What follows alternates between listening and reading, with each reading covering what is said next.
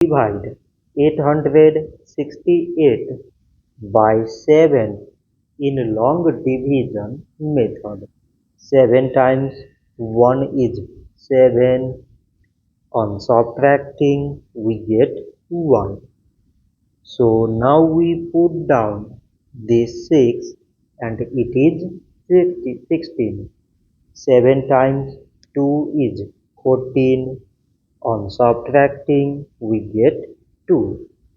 So again, this 2 is less than 7.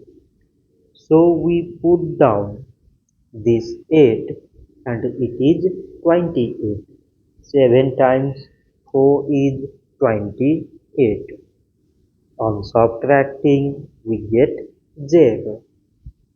So 868 divided by 7 is 124. So this much for today and thanks for watching.